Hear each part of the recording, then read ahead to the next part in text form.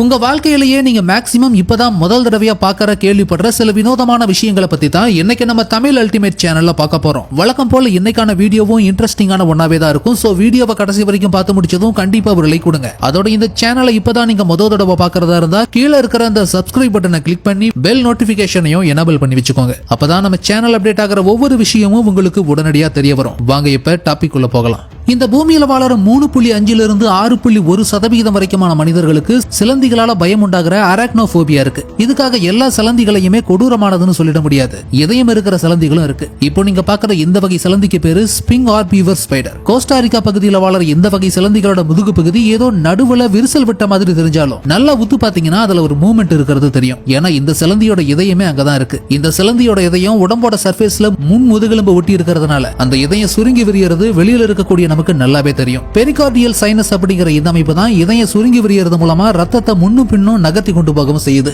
இந்த பூமியோட இயற்கை அழகு வண்ணமயமான வானவில்களாலையும் பட்டாம்பூச்சிகளாலையும் மட்டும் நிறைஞ்சதில்ல. அதுக்கு மோசமான இன்னொரு முகமும் இருக்கு. அதனால தான் அழகு இருக்கிற இடத்துல தான் ஆபத்தும் இருக்குன்னு சொல்லுவாங்க. அதுக்கு ஒரு பெஸ்டான எக்ஸாம்பிள் தான் இந்த வீனஸ் ஃபிளைட்ராப். கார்னிவோரஸ் வகையை சேர்ந்த மாமிசம் என்னும் தாவரமான இதோட சிவந்த நடுப்பகுதியிலிருந்து வரக்கூடிய வாசனை பூச்சிகளை ஈர்க்கிறதுனால அதுல பூச்சிகள் வந்து உட்கார்ந்ததும் உடனடியாக அதை பிடிச்சு டிராப் பண்ணி அழுத்தி சாகடிச்சு அதுல இருக்கக்கூடிய சத்துக்களை உறிஞ்சி உயிர் வாழ ஆரம்பிக்கும். தேன் மாதிரியான திரவத்துக்கு ஆசைப்பட்டு பூச்சிகள் வந்து உட்கார்ந்ததும் அந்த இலையோட நடுப்பகுதியில் இருக்கிற உணர்வுகள் நிறைஞ்ச முட்கள் உடனடியா செடிக்கு தகவல் அனுப்பி இலையை மூடி விட்டுரும். உடனே உள்ள சிக்கன பூச்சி செத்ததும் சத்துக்களை உறிஞ்சி ஆரம்பிக்கக்கூடிய இந்த வீனஸ் ஃபிளைட்ராப் 5 இருந்து 12 நாட்களுக்கு அப்புறம் தான் ஓபன் ஆகவே செய்யும். மனித உடலை பொறுத்த வரைக்கும் அது ஒரு அற்புதமான இன்ஜினியரிங் ஸ்ட்ரக்சர்னே சொல்லலாம். ஆனா அதை நம்ம சொந்த கண்களால நேரடியா பார்க்க முடியாது. இருந்தாலும் அதோட முக்கியமான ஒரு பகுதியை மைக்ரோஸ்கோப் வழியா பார்க்கும்போது உண்மையிலேயே உங்களை அது ஆச்சரியப்பட வைக்கும். இப்போ நீங்க வீடியோவில் பாக்குற இந்த காட்சியை முதல் தடவை பார்க்கும்போது இது என்னன்னே பலருக்கும் புரியாது. ஏதோ ஒரு புழு வளைஞ்சு நெளிஞ்சு போற மாதிரியான இதுதான் மனித ரத்தத்தில் இருக்கக்கூடிய ரத்த வெள்ளை அணுக்கள். மனித நோய் எதிர்ப்பு மண்டலத்தோட ஒரு முக்கியமான பகுதியா இருக்கிற இந்த வெள்ளை அணுக்களை நியூட்ரோபில்ஸ் அப்படின்னு சொல்லுவாங்க. மனித ரத்த வெள்ளை அணுக்கள்ல 40 இருந்து 60% வரைக்கும் இந்த நியூட்ரோபில்ஸ் தான் இருக்கும். பாக்டீரியா வைரஸ்னு சொல்லி எந்த வகையான நுண்ணுயிர்கள் ரத்தத்தில் நுழைஞ்சாலும் இந்த நியூட்ரோபில்ஸ் தான் அதை எதிர்த்து போராடவும் செய்யும். அதோட இப்ப நம்ம பார்க்குற இந்த 16 mm மூவி கிளிப் 1950களில் நாஷ்வில்ல இருக்கிற வாண்டர்பில்ட் யூனிவர்சிட்டியில வேலை செஞ்ச டேவிட் ரோஜர்ங்கிறவரால முதல் முறையா மைக்ரோஸ்கோப் வழியா ரெக்கார்ட் பண்ணப்பட்டது. ரத்த சிகப்பணுக்களுக்கு நடுவில் ஒரு புழு மாதிரி நெளிஞ்சு போற இந்த நியூட்ரோபில்ஸ் வெள்ளையணும் ஸ்டாஃபிலோகாக்கஸ் ஆரியஸ் அப்படிங்கிற ஒரு வகையான பாக்டீரியா வலிக்கிறதுக்காக முன்னோக்கி பாயுது. கருப்பு கலர்ல ரவுண்ட் பண்ணி காட்டப்பட்ட இதுதான் அந்த பாக்டீரியா. இப்படித்தான் ரொம்ப கஷ்டப்பட்டு நம்ம ரத்தத்தில் இருக்கக்கூடிய வெள்ளையணுக்கள் பாக்டீரியா எதிராக போராடி நம்ம உடலை பாதுகாக்கவும் செய்யுது. அதோட இப்படி ஒரு காட்சியவும் தகவலையும் மேக்ஸிமம் நீங்க இதுக்கு முன்னாடி கேள்விப்பட்டிருக்க வாய்ப்பே இல்ல. அப்படி இப்பதான் இதை பத்தி முதல் தடவையா கேள்விப்படுறதா இருந்தா கண்டிப்பா இந்த வீடியோவுக்கு ஒரு லைக் கொடுங்க. அது மூலமா இதை எத்தனை பேர் புதுசா கேள்விப்பட்டீங்கன்னு சொல்லி நானும் கொஞ்சம் தெரிஞ்சுக்க முடியும். பொதுவா மரம் மண்ணுலையும் நிலத்திலையும் தான் வளருங்கிறது எல்லாருக்குமே தெரியும். ஆனா இந்த காட்சியை பார்க்கும்போது மரம் மண்ணுல மட்டும் தான் வளரணும்னு எந்த அவசியமே இல்லைன்னு சொல்ல தோணும். சில பேர் இதை போட்டோஷாப்னு கூட சொல்லி நினைக்கலாம். ஆனா இது உண்மையில ஜப்பான்ல பின்பற்றப்படுற ஒரு வகையான மரம் வளர்க்கக்கூடிய முறை. 15ஆம் நூற்றாண்டுகள்ல தாவரங்கள்லயும் மரங்கள்லயும் ஒரு விதமான நோய் பரவுனதுனால விதைகள் கெட்டு போய் புது விதைகளுக்கு நிறைய பற்றாக்குறை ஏற்பட்டிருக்கு. குறிப்பா கிரிப்டோமேரியாங்கிற சைப்ரஸ் வகை மரங்கள் வளர்றதுல சிக்கல் இருந்ததுனால ஒரு வினோதமான வழிமுறை கண்டுபிடிக்கப்பட்டு அதன் மூலமா மரங்கள் வளர்க்கப்பட்டது. அதாவது ஏற்கனவே கிளைகள் பரப்பி பெருசா அகலமா வளர்ந்திருந்த மரத்து மேல இந்த உயரமா ஊசி மாதிரி வளரக்கூடிய கிரிப்டோமேரியா மரங்களை வளர்க்க ஆரம்பிச்சிருக்காங்க. அதுக்கு டெய்சுகி அப்படின்னு பெயரும் வைக்கப்பட்டிருக்கு. கிரிப்டோமேரியா மரத்தோட கிளைகளை உடைச்சு கொண்டு வந்து வேற ஒரு மரத்தோட இணைச்சு உயரமா வளர்ற மாதிரி இதை செஞ்சிருக்காங்க. இன்னைக்கு கார்டனிங்லயும் போன்சாய்களை வளர்க்கறதுலயும் இந்த டைசுகி முறை பரவலா பயன்படுத்தப்பட்டு தான் வருது. என்ன இது மாதிரி நிறைய இன்ட்ரெஸ்டிங்கான வீடியோக்களை தொடர்ந்து பார்க்கணும்னு ஆசைப்பட்டீங்கன்னா யூடியூப்ல போய் தமிழ் அல்டிமேட்னு டைப் பண்ணி நம்ம சேனலை சப்ஸ்கிரைப் பண்ணி பக்கத்துல இருக்கிற பெல் நோட்டிபிகேஷனையும் எனேபிள் பண்ணிக்கோங்க. நிலநடுக்கமோ கடுமையான மழையோ பெய்யற சமயத்துல செங்குத்தான மலைப்பகுதிகளை ஒட்டி நிலச்சரிவு உருவாகும். அப்படி 2017ஆம் வருஷம் நியூசிலாந்துல உருவான ஒரு நிலச்சரிவு தான் இது.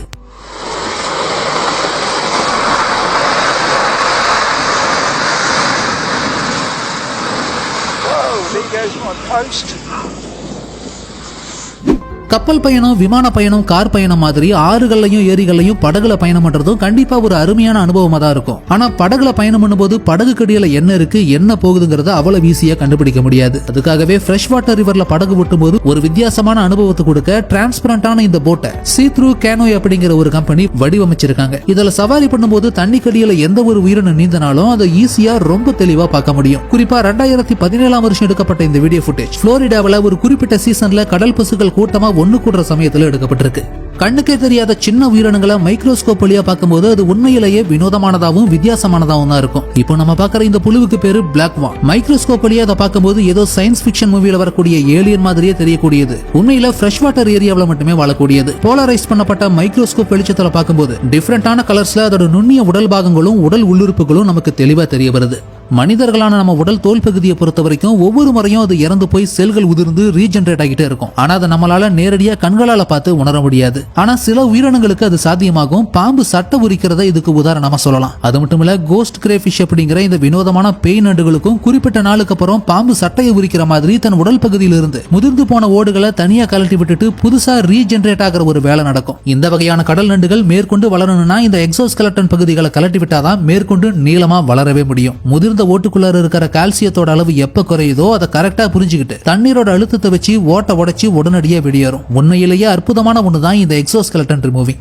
ஒவ்வொரு வருஷமும் அக்டோபர் மாசம் ரோல் அவுட் ஆகக்கூடிய டைம்ல மேற்கத்திய நாடுகள ஹாலோவின் திருவிழாவுக்கான பிரிப்பரேஷன் ஸ்டார்ட் ஆக ஆரம்பிச்சிடும். குறிப்பா வித்தியாசமான காஸ்டியூம்ஸ்ல திருவிழா நடந்து போறதை விரும்பக்கூடிய மக்கள் இப்படி ரொம்பவும் வினோதமான நம்ம கவனத்தை ஈர்க்கிற மாதிரியான மேக்கப்ஸ்லயும் ட்ரெஸ்லயும் வளம்பரமும் செய்வாங்க.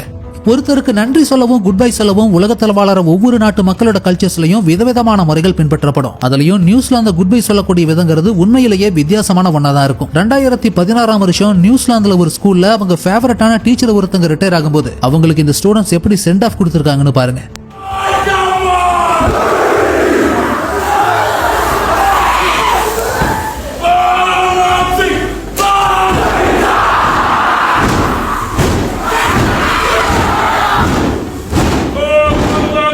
ஏதோ சண்டைக்கு போக மல்லுக்கு நிக்கிற மாதிரி இருந்தாலும் இதுவும் ஒரு வகையான அஃபெக்ஷனை வெளிப்படுத்தக்கூடிய விதம் தான். நியூசிலாந்தோட பண்டைய மவோரி இன மக்களால பின்பற்றப்படுற ஹாக்காங்கிற ஒரு வகையான நன்றி சொல்லப்படுற கல்ச்சரை தான் இப்ப நம்ம பார்த்துட்டு இருக்கோம். அதோட இது நியூசிலாந்தோட பல கேம்ஸ்லயுமே கூட பார்க்க முடியும். கொரோனா டைம்ல லாக்டவுன் இருந்தப்போ நிறைய பேர் புதுவிதமான விஷயங்களையும் ட்ரை பண்ணி பார்த்திருப்போம். இன்னும் சில பேர் இருக்கிற இடத்த விட்டு நகராம டிவி முன்னாடி உட்காந்து நெட்ஃபிளிக்ஸ்ல இருக்கிற அத்தனை சீரீஸையும் பார்த்து முடிச்சிருப்பாங்க. இன்னும் சில பேர் புதுவிதமான ஸ்கில்ஸ் கத்துக்க டைம் ஸ்பெண்ட் பண்ணிருப்பாங்க. ஆனா இங்க ஒருத்தர் கீபோர்டை வினோதமான முறையில் வாசிக்க ட்ரை பண்ணி என்ன செஞ்சிருக்காருன்னு பாருங்க.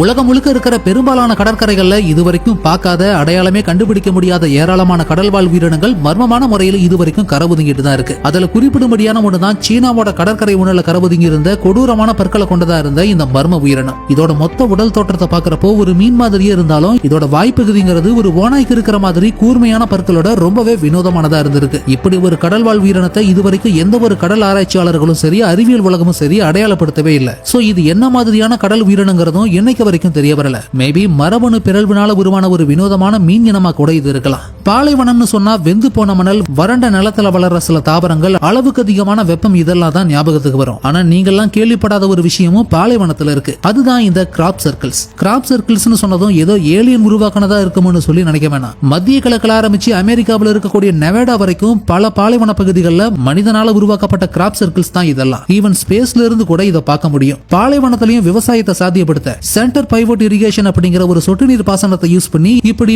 பல ஏக்கர் பரப்பளவுல வட்ட வடிவத்துல பயிர்களை விளைய வச்சிருக்காங்க. பல கிலோமீட்டர் தூரத்துல இருந்து தண்ணீரை அண்டர் கிரவுண்ட் பம்ப் மூலமா ஹை பிரஷர்ல கொண்டு வந்து கிராப் சர்க்கிளோட சென்டர்ல பிக்ஸ் பண்ணி ஸ்லோவா ரொட்டேட் பண்ணி எல்லா பயிர்களுக்கும் தண்ணியை பாய்ச்சி நிறைய விதமான பயிர்களை பாலைவனத்திலையும் விளைவிக்கிறாங்க.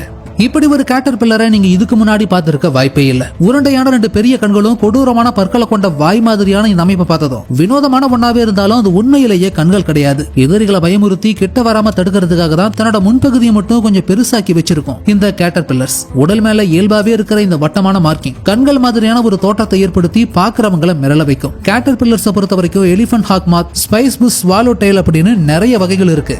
இருந்தாலும் இந்த புழுவை வித்தியாசமான ஒண்ணுன்னே சொல்லலாம். எறும்புகளை பொறுத்த வரைக்கும் உருவத்துல சின்னதாவே இருந்தாலும் கூட்டமா ஒற்றுமையா வேலை செஞ்சு உணவுகளை தேடி சாப்பிடுறதுலயும் சேமிக்கிறதுலயும் தங்களுக்கான வீடுகளை, அதாவது புற்றுகளை சேர்ந்து உருவாக்குறதுலயும் கை தேர்ந்த ஒரு உயிரினம்னே சொல்லலாம். இந்த எறும்பு புற்றுகளை வெளிப்புறமா இருந்து வேணா நம்ம எப்படி இருக்குன்னு பார்க்க முடியும். ஆனா அது எறும்புகள் எப்படி உள்ள இருந்து உருவாக்குதுங்கிறத நம்ம இது வரைக்கும் நேர்ல பார்த்திருக்க மாட்டோம். அந்த ரேரான காட்சி தான் இது. ஒரு கண்ணாடி கிளாஸ்குள்ளார மண்ணை நிரப்பி எறும்புகளை உள்ள விட்டு அதை டைம் லேப்ஸ்ல ரெக்கார்ட் பண்ணிருக்காங்க. மனிதர்கள் வீடு கட்டும் போது கிச்சன், பெட்ரூம், பாத்ரூம்னு தனித்தனியா ரூம்ஸ் உருவாக்குற மாதிரி இந்த எறும்புகளும் அண்டர் கிரவுண்ட்ல புற்றுகளை உருவாக்கி இடத்தோட அளவுக்கு தகுந்த மாதிரி நர்சரி, உணவுகளை சேமிக்கக்கூடிய இடம், ஓய்வெடுக்கிறதுக்கான இடம், புதுசா உருவாகிற லார்வாக்களுக்கான நெஸ்ட்னு சொல்லி தனித்தனியான சேம்பர்ஸை கிரியேட் பண்ணி அதை பொதுவான ஒரு டனலோட இணைச்சிருக்கும். இன்ஜினியரிங் காலேஜுக்கே போகாத ஒரு கை தேர்ந்த சிவில் இன்ஜினியர்னே சொல்லலாம் இந்த எறும்பு கூட்டத்தை. மனிதர்கள் எல்லாராலையுமே விரும்பி வளர்க்கப்படுற வீட்டு விலங்குகள்ல ஒண்ணுதான் இந்த பூனைகள். ஆனா என்னதான் நம்ம பூனைகளோட நிறைய நேரம் டைம் ஸ்பெண்ட் பண்ணியிருந்தாலும் அதோட நடக்கிற விதத்துல ஒரு முக்கியமான விஷயம் குறிப்பிடும்படியானதா இருக்கும். இந்த பூனை நடக்கிற விதத்தை கவனிச்சு பாருங்க, ஏதாவது கண்டுபிடிக்க முடியுதான்னு பார்க்கலாம்.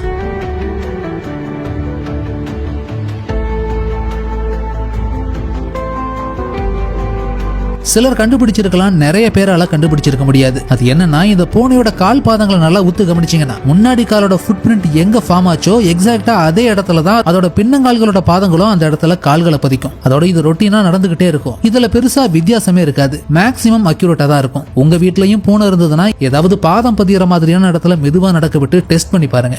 பொதுவா பூச்சிகளை பொறுத்த வரைக்கும் நமக்கு பல சமயம் இரிட்டேட்டிங்கான ஒன்னாவே இருந்தாலும் சில சமயம் என்டர்டைன்மெண்ட்டுக்கான பீஸாவுமே இருக்கும். அதுக்கு ஒரு எக்ஸாம்பிள் தான் இப்போ நம்ம பார்க்க போற இந்த காட்சி. இங்க ஒரு பேப்பர் மேல பேனாவை வச்சு சின்ன சின்னதா அங்கங்க கோடு போடும்போது அதை ஒரு தடையா நினைச்சு பூச்சி ஒண்ணு எப்படி தள்ளி போகுதுன்னு பாருங்க.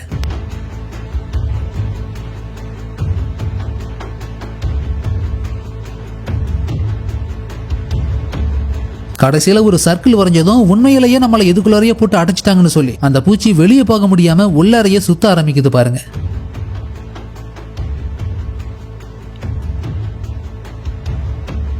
கேக்ஸ் விரும்பாதவங்க யாருமே இருக்க மாட்டாங்க. அதுலயும் இந்த தைவான்ல தயாரிக்கப்படுற காஸ்டெல்லாங்கிற இந்த வகையான ஸ்மூத்தான பஞ்சு மாதிரியான கேக்க கண்ணுல பார்க்கும் போதே பலருக்கும் நாக்குல எச்சி வரும். தைவான்ல ரொம்பவும் பிரபலமான ஸ்ட்ரீட் ஃபுட்டான இதோட தோற்றம் மற்ற வகை கேக்ஸ்ல இருந்து மாறுபட்டு ரொம்பவும் மென்மையானதாகவும் சுவையானதாகவும் இருக்குமா. அதனாலேயே ஜிக்லி கேக், பவுன்சி கேக்னு இதற்கு நிறைய பெயர்களும் உண்டு.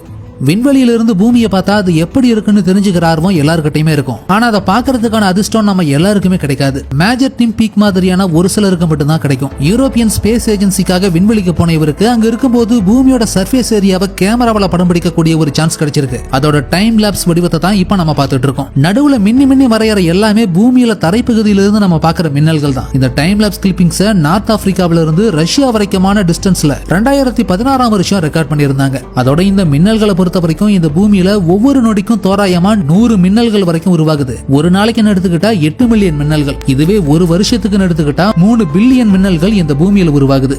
இந்த பூமியில பல லட்சக்கணக்கான உயிரினங்கள் உயிர் வாழ்ந்தாலும் அதுல 70% அதிகமான உயிரினங்களை கொண்டிருக்கக்கூடிய ஒரே வனப்பகுதி இந்த அமேசான் ரெயின் ஃபாரஸ்ட் தான். சின்ன சின்ன வண்டுகள், பட்டாம்பூச்சிகள் ஆரம்பிச்சு பாய்சன் டாட் ஃப்ராக்ங்கிற விஷத்தவளைய அனகோண்டான்னு சொல்லி நிறைய விதமான உயிரினங்களை இந்த அமேசான் மலைக்காடுகளுக்குள்ளார பார்க்க முடியும். அதுல நிறைய உயிர்கள் எதிரிகள் கிட்ட இருந்து தப்பிக்கிற மாதிரி இயற்கையோட இணைஞ்சு மறைஞ்சு போற அளவுக்கான தகவமைப்புகளையும் கொண்டு இருக்கும். அப்படியான ஒரு உயிரினத்தை தான் இப்ப நம்ம பார்க்க போறோம். இந்த மரத்தோட பகுதியை நல்லா உத்து கவனிச்சு அங்க வேற ஏதாவது இருக்கான்னு கண்டுபிடிங்க பார்க்கலாம்.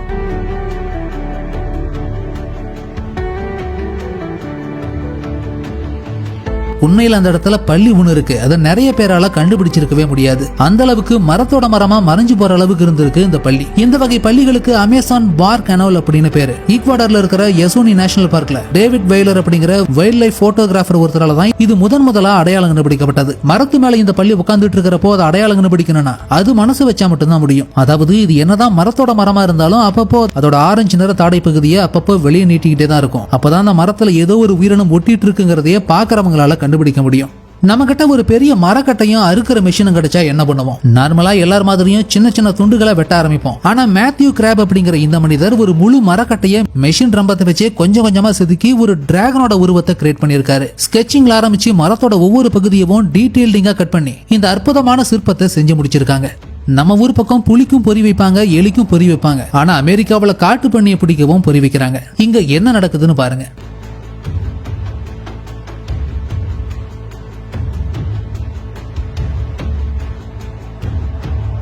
பன்றிகளை சுத்தி போடப்பட்டிருக்கிற வேலி மாதிரியான அமைப்புக்கு பேரு தான் போர் ட்ராப். காட்டு பன்றிகளுக்கு பிடிச்ச உணவை இந்த கூண்டுக்குள்ளார பரப்பி விட்டு கூண்டு கதவை திறந்து விட்டதும் உள்ள வந்து அந்த உணவை மொத்த காட்டு பன்றிகளும் சாப்பிட ஆரம்பிச்சதும் ட்ரிப் வயர் சிஸ்டம் செட் பண்ணப்பட்டிருக்கிற அந்த ட்ராப்போட கேட்ஸ் எல்லாம் அட் அ டைம்ல டிராப் ஆகி மொத்த பன்னி கூட்டத்தையும் வெளியே எங்கேயும் போக விடாம ட்ராப் பண்ணிடும். கடைசியில மாட்டிக்கிட்டது தெரிஞ்சதும் வெளியே போறதுக்கு வழி தேடி மொத்த பன்னி கூட்டமும் அதிவேகமா அலமோத ஆரம்பிக்கும். அந்த காட்சி தான் இது. முதல் தடவையா பார்க்கும்போது இது ஏதோ பன்றிகளை கொடுமை பண்ற மாதிரியே தெரிஞ்சாலும் நம்ம ஊர்ல எலித்தொலை அதிகமா இருக்கிற மாதிரி அமெரிக்காவோட டெக்சாஸ் மாதிரியான இடங்கள்ல இந்த காட்டு பன்றிகளால் ஏற்படக்கூடிய சேதம்ங்கிறது ரொம்பவே அதிகமா இருக்கும். நிறைய விளைநிலங்களுக்கும் மனிதர்களுக்குமே சேதத்தை ஏற்படுத்தக்கூடியதுனால மட்டுமே ஒரு வருஷத்துக்கு தோராயமா $52 மில்லியன் அளவுக்கான டேமேஜஸ் உண்டாகிறதா சொல்லப்படுது. அதுவும் அமெரிக்காவோட டெக்சாஸ் மாகாணத்துல மட்டுமே இந்த டேமேஜஸ் ஏற்படுது. சோ அதுக்காக தான் இன்ஜினியரிங் ஸ்கில்ஸை யூஸ் பண்ணி இந்த ட்ராப்பை ரெடி பண்ணியிருக்காங்க.